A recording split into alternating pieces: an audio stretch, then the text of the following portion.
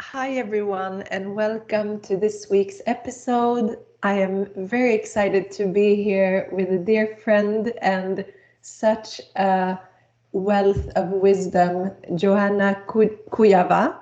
Welcome to Yeah. the podcast. Hi, Sharon. It's good to see you again. We haven't spoken for over a year because last time we spoke, I just had my book published via the goddess Mary Magdalene and the goddesses of Eros and secret knowledge. And we were speaking mostly about Mary Magdalene and the Gospel of Mary Magdalene and the goddesses associated with her, which, the book focuses on. And it's such a fascinating topic that we actually didn't really go much beyond that. And now, like the book was published now nearly 2 years ago, and I had several workshops on invoking the magic of Eros and goddesses of Eros, which were huge fun. And also, I realized that we all carry this kind of almost like an erotic wound, like shaming of the body or shaming of our sexuality, and that we absolutely need both women and men. But I'm mostly working with women, although men love my work. They said, yes, women have to explore this. It's really interesting, how men are actually very supportive of this. How we can heal our own errors in our own lives.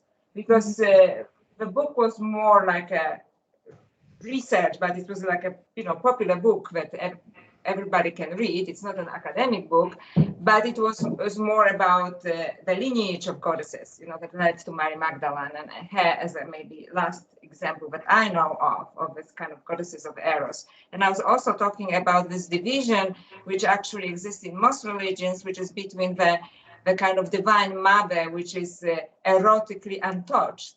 You know what I mean? That she's completely asexual.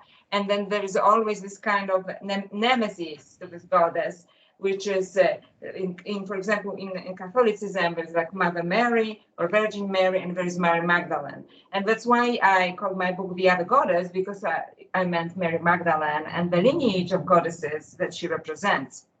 So I looked into the whole, lineage of goddesses, both Western, starting with Sumer, and it's similar to your heritage, Nimna, Inanna, Ishtar, Hathor, Isis, Mary Magdalene. But I also looked into Hindu goddesses, which are associated with her, which is Kali, which is Sundari, which is Radha, and so on.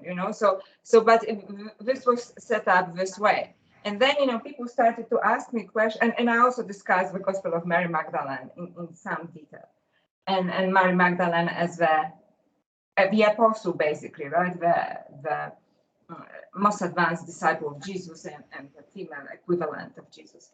But, as I was doing this, people were reaching out to me saying, they wanted to know how can we practice, this thing in our lives, because we talk about Eros and how women should claim their Eros and heal the Eros as well. But give us some tools, like how can we make it actually practical? Because I forgot to mention that the whole book is really about spirituality and sexuality.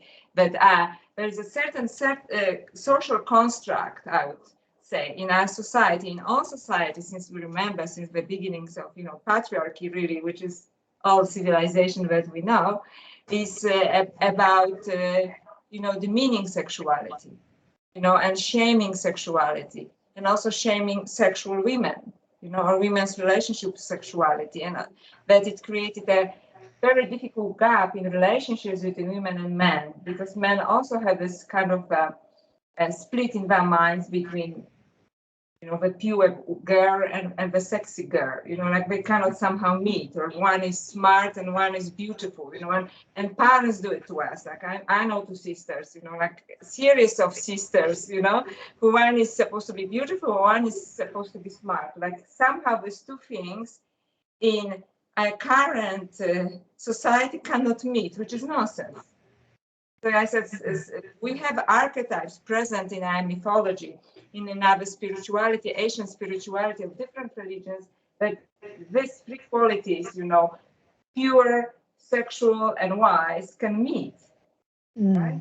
And I was also talking about the fact that although motherhood is such a beautiful role, it's not necessarily the only role for a woman. because sometimes some women choose not to have children, like I did, and some women cannot have children, and then there's like a stigma, that and women judge themselves according to this. And I said, no, we have beautiful archetypes of goddesses that, and priestesses that perhaps made other choices as well, right? So this was what the book was about. But then we have this workshop that, I was thinking, how can we actually make it fun so people can improve our relationships, can get in touch with our sexuality, and I make also a division between sexuality and eros, because sexuality has been so demeaned by the mass media and, and in our society, that I prefer the word like erotic, which is basically, for me, sexuality and spirituality are really one and the same. And if sexuality is taken to a highest level, which is also considered in Tantra and in some, good relationships, when two conscious human beings enter relationships, and in many esoteric traditions, then I would call it erotic, which means spirit is naturally included in them. So there's no another division, like this is sexual and this is spiritual.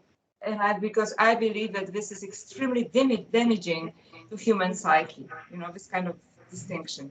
And imagine what it also does to women, right?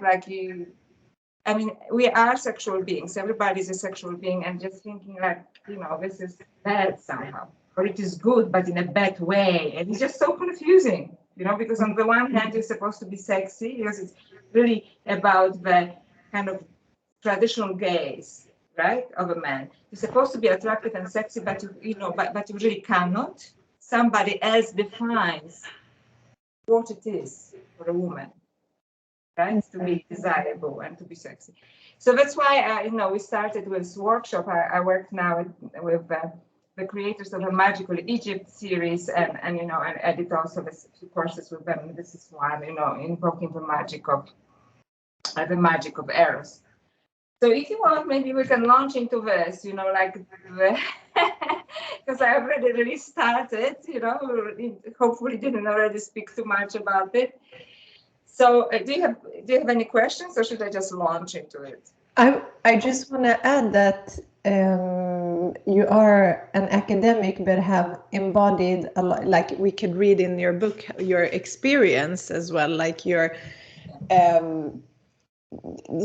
in the book you share your journey and how you got into more tantric work and all of that. So it's like you have this mix of embodied experience, and also you are like goddess Saraswati of knowledge and wisdom. So there's so much that you embody, I think, and I really loved the way you pull that into that whole lineage of priestesses and goddesses that you did. And I think that what you're speaking to is so important. And for me, like just hearing like invoking Eros, or like the magic of Eros, and you describe it a little bit in the book, I remember. Maybe, we can start from there and get into like what it means, because also like desire is the foundation of everything that is created somehow. But just share with us, and also maybe like how you got into it from the beginning, because I remember in the book you found a teacher in Australia, right, that you worked with. It would be interesting to hear like the journey coming here as well. So thank you for directing me like that, because yes, so just for people who didn't read the book, it is that, I am a PhD, I'm an academic, and I'm still working academic. And this book, it was kind of my act of like personal rebellion, but also of claiming my own narrative. That's why I also didn't want to write an academic book. I wanted to write a book that, everybody can read. So in this book, I also share my own experiences, how I, including my tantric experience, that I studied tantric work with a translator of this work, also a PhD in Sanskrit, the Kula ritual of classical Indian Tantra. And when I studied this work with one Swami, one yoga teacher, the translator who was actually a Catholic priest, but a Sanskrit scholar, and one Tibetan Buddhist monk, and I'm the only woman. but it was purely scholarly, a spiritual reading of this. And then I actually, none of this men, I had this experience of awakening of Kundalini energy through a sexual encounter, right? So I describe it in the book, because it's a very powerful experience of Kundalini energy actually feeling it physically in your body, not only energetically and physically in my body. So this is also in this book. So that's a very important part, of that journey. And the reason actually why I wrote this book, it is because I'm a little bit more aware actually why I wrote this book, because as you know, the process is just a very organic process, writing, and then people ask you about it when you're writing it or when you have just finished it, and you really don't have like meta language, right, to speak about it, because it's just you, right, like you just finished it. But now, nearly 2 years after the publication, I feel like I now understand where I wrote it, and I think it was about me, and I really advise it to everybody, but especially women. Although, as I said, 50% of the readers of the book are men, which is a great joy for me, because obviously they relate to, what we talk about, is that, we have to claim our own narrative. Because I could, write about, because this book is really about my life, because I really call myself author, scholar, spiritual detective. So this is a book written really, yes, I'm an author, yes, I'm a scholar, but this is really written by a spiritual detective. And, so my spiritual journey and my erotic journey, through the eyes of a spiritual detective. And instead of allowing other people to tell us about our lives and how we should claim our lives, I decided, no, this is how I claim my life. This is my story, these are my decisions, and, this is my journey. And it also allowed me to appreciate my journey. And this is what I want everybody. I want everybody, to appreciate their own spiritual journeys, because it is such a ride. I want everybody to, when we are older, or, like 80 or something, look back at their lives and say like, wow.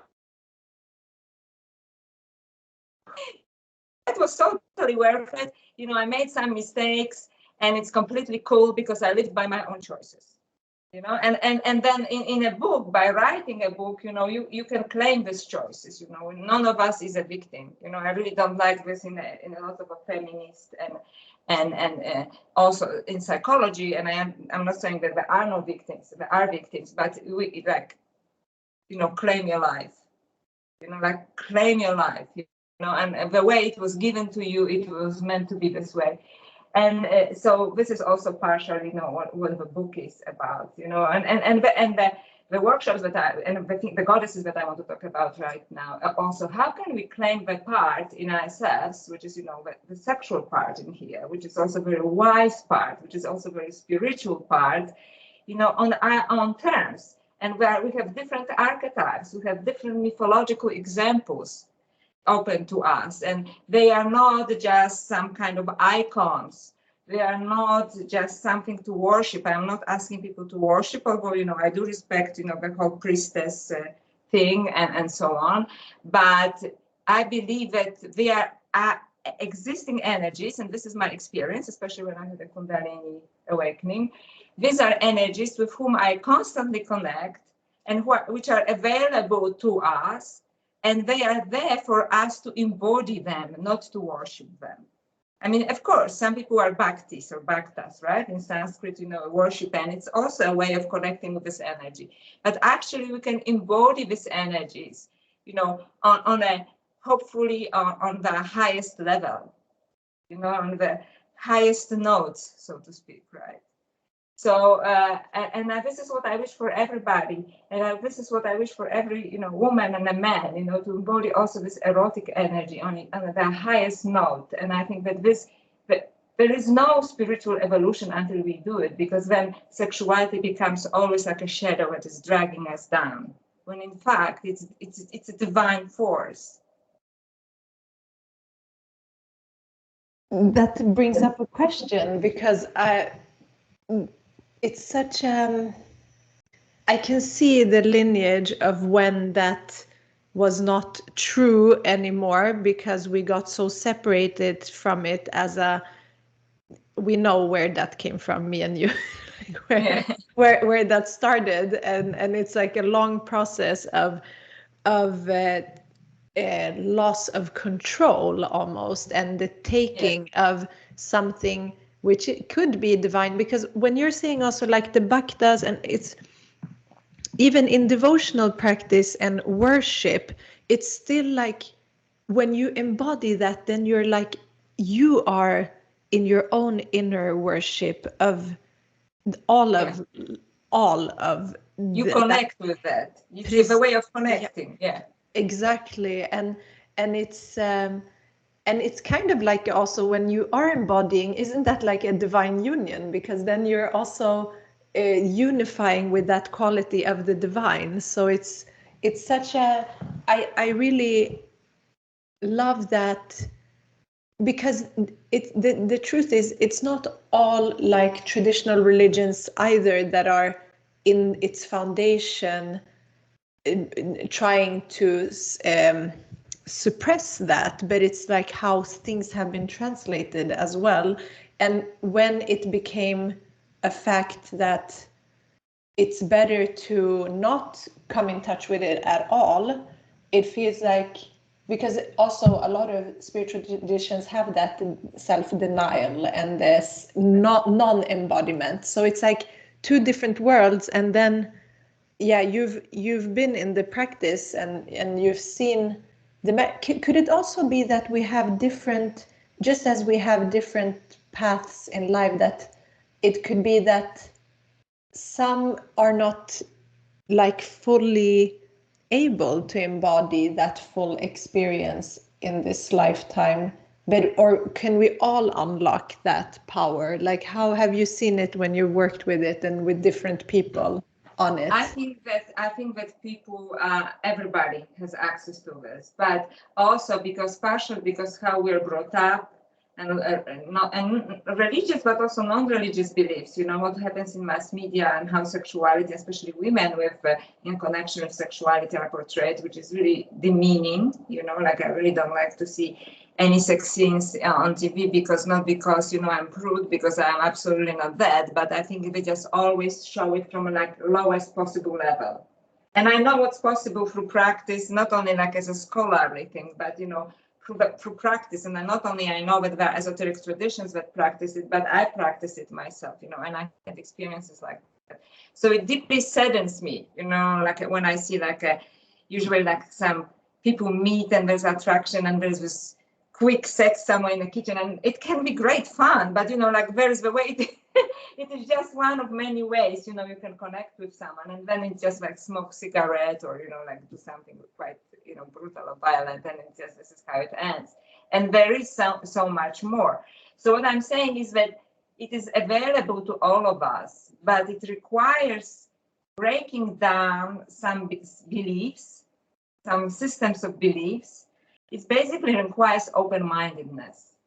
And that's why, people very often, and you in your book were talking a lot about initiation, which I really loved, So this requires a form of initiation, which doesn't have to be formal initiation. I went through formal, initiation, but it doesn't necessarily require formal initiation, but even like internal initiation. And the reasons why sometimes spiritual initiations are so painful, when people sometimes say, I wish it never happened to me, because now, my life was in order and now it's chaos, because it is simply because, people sometimes have to wake up from that, like a box, right? Mental box. So as long as we can get away from our mental box and open to these beautiful energies, I think this path is available for everyone. But of course, not everyone needs to take it. I'm not saying that, like everybody has to take this path, but I'm saying that I think it is delusional, and I know that I'm controversial here, that you can completely suppress sexuality, or what is normally called sublimated, which is a nice word for repression, and think that you can progress spirituality, because it will get you.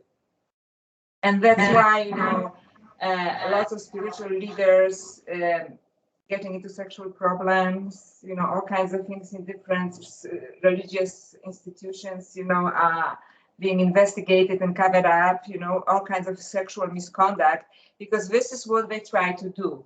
They try to completely repress it or suppress it, because it's impossible to repress it. And because as a scholar, I also studied early Christian saints. And, I know that they struggle with sexuality. And when you read them, some of this is completely ridiculous. Like, for example, Saint Jerome, who nearly became a pope, and he was actually translator of the Bible. He was like, on a desert eating one date as a fruit, per day, and he was very much an ascetic. And he said that he still had nice dreams about bare-breasted dancers. Okay, so and another saint, Saint Augustine, who is a father of a church, he said, he struggled with his sexuality, and they were asking questions like, how many erections per year a man can have and still call himself a saint? So these are, like, I'm talking about historical, data here, right? Because they wrote about it. It's not some kind of, I didn't read it on YouTube, like they watch it on YouTube. I read the letters, and in Latin and so on. So suppression of sexuality as such, in the name of spiritual progression, I think is a delusion. I'm not saying that people should have sex right and left. I never said it ever. I said, but we have to approach it from a completely different, much healthier way, and understand that is one way of expressing our spirituality. So there's nothing wrong with sexuality, it is how we approach it. And suppressing it, I think for ages and ages now, it has been shown that even the great religious figures couldn't do it. So, and Carl Jung, the Swiss psychoanalyst, also said, like, you have to look at your shadow, basically, right? And there's absolutely, and sexuality is a shadow right now, the way it is portrayed, the way a very kind of fearful relationship with sexuality and confusion around sexuality, which actually now is even bigger than before, I would say. And I said, we have to approach it, in a more spiritual way, not through the denial, but embracing it and take it into a higher octave. I love that. And so much comes up for me when I'm listening to you, and it's that somehow the suppression of sexuality is also the suppression of the divine feminine, because they kind of go together. And when you're denying that, and you only, like, in patriarchal structures, it's always like how it strange that it is the worship and the focus on the male aspect of the divine always, and how it's almost like when you suppress it, it implodes. And like you said, we have seen what it has led to, and maybe that's also the foundation to many other things that are happening, since we are so imbalanced in that yin and yang. Because if we don't accept like that, the union of these different energies, it's not going to be any balance in the world, because we continue suppressing it in ourselves. Yeah.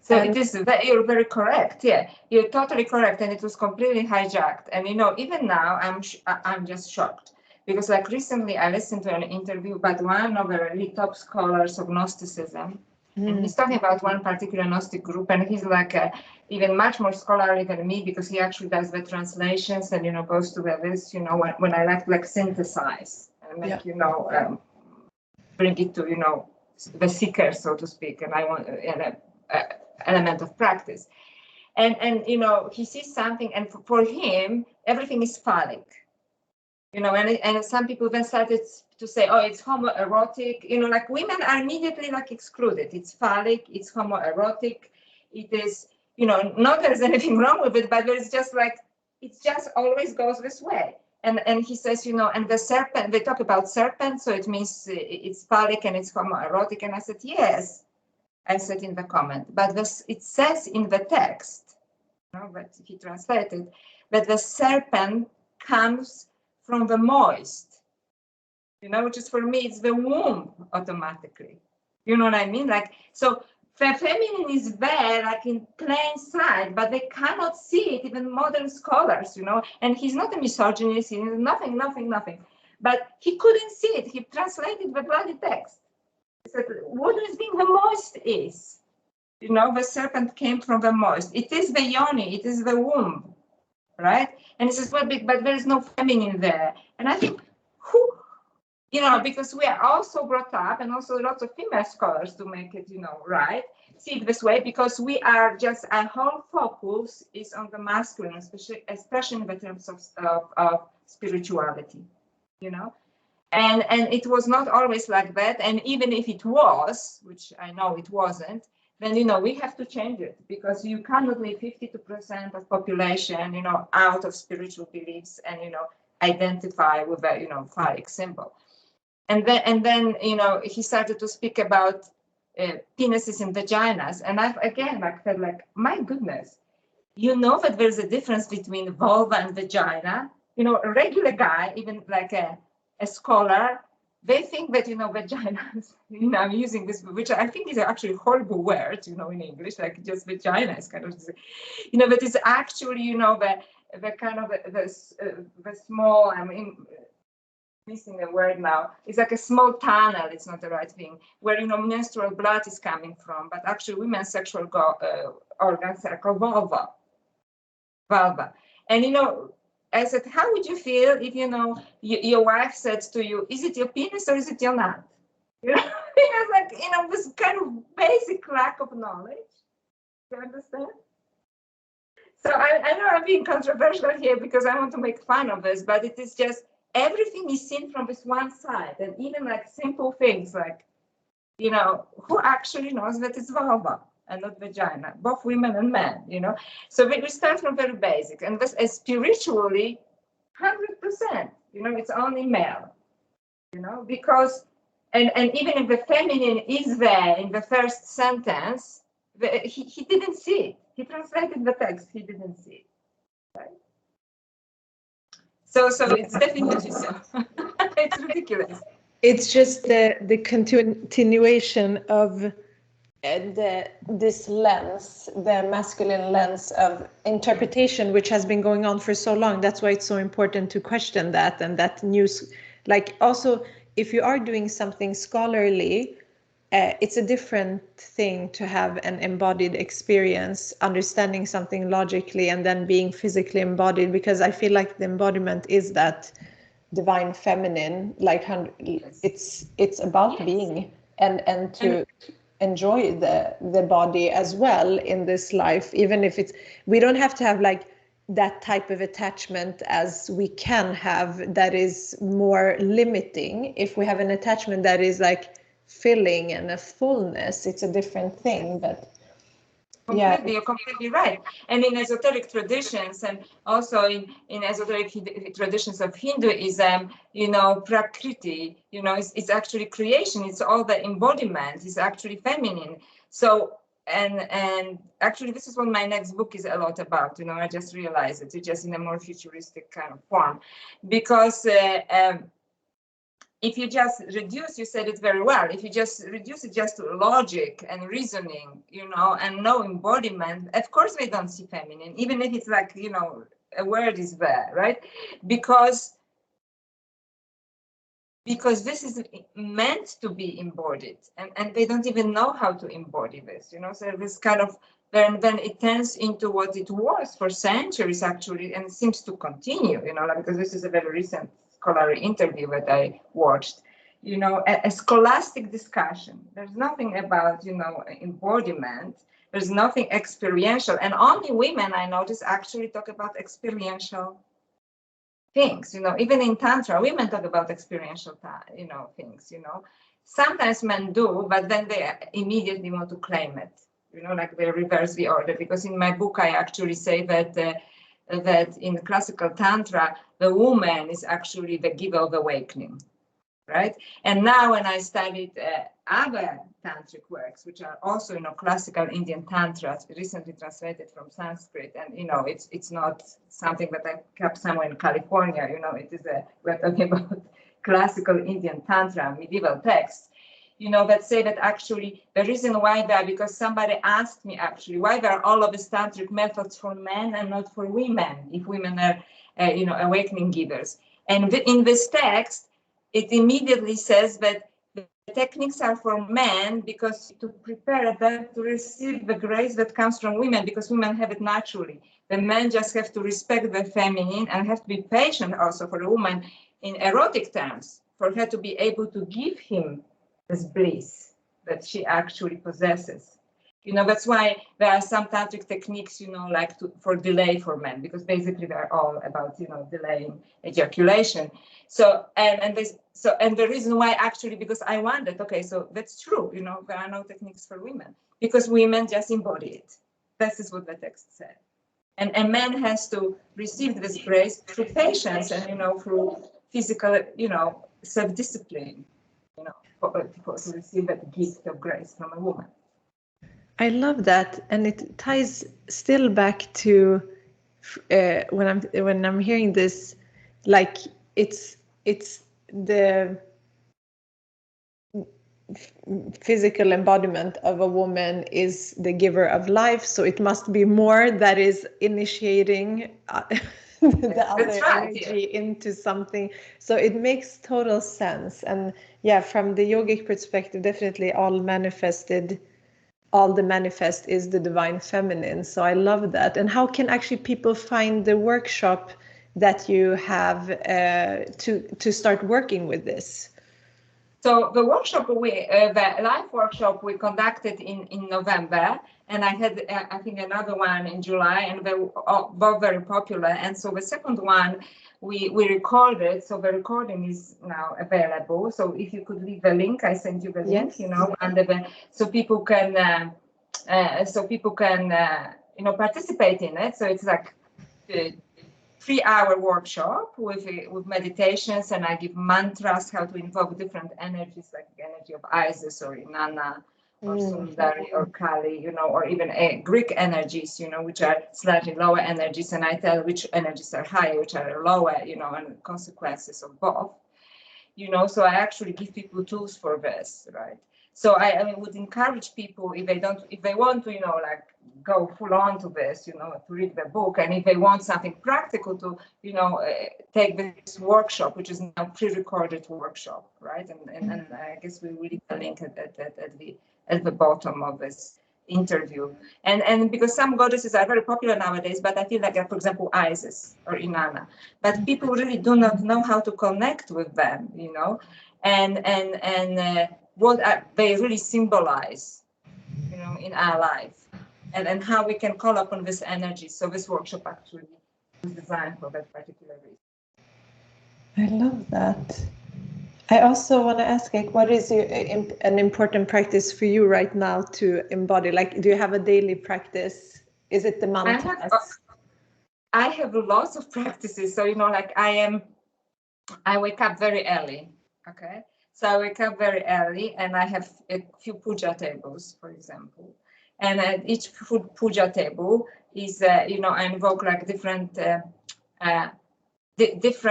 affirmations. So first of all, even before I get up, I say particular affirmations, for my body, for my spiritual life, for my life. Then I get up and I, actually, one formal puja table that we have in our house, I actually call upon, Goddess Parashakti and Shakti Kundalini. Actually, when I'm saying it, it's flowing from me, because it is such a daily practice for me, and it's just so alive in me. You know what I mean? So I just stand there like that, and and I call upon this energy. I have a particular prayer. I call upon this energy, and I don't move, but it happens very fast for me until I actually feel it moving through my body.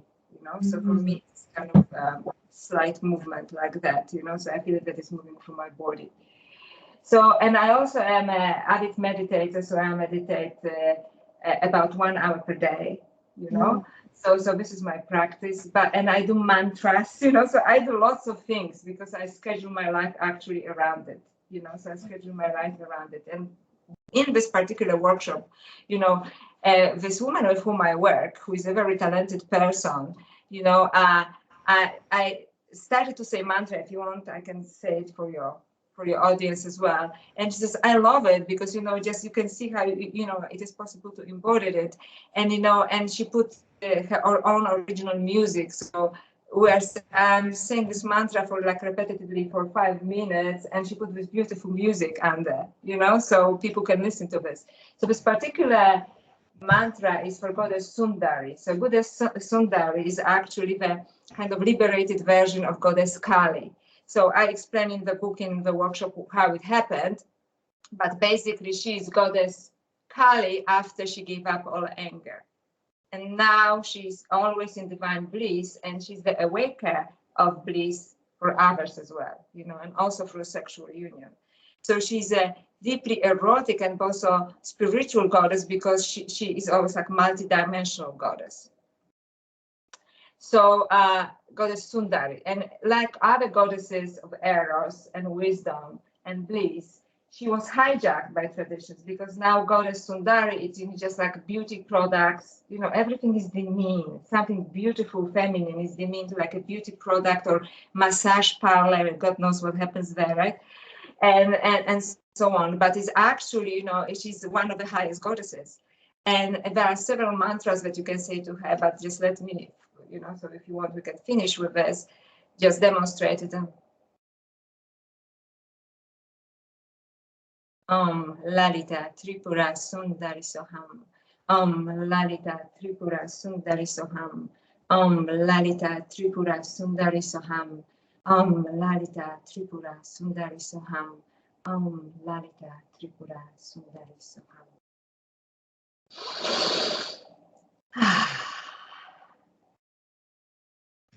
That's so beautiful. Thank you so much for sharing that. And I'm sure that all the practices in the workshop will help invoke that, just hearing this. And I want to thank you so much for sharing today. And I'll make sure to put the links in the show notes. So thank you so much, Joanna. Thank you, Sharon. Always beautiful speaking to you. Thank you. Thank you.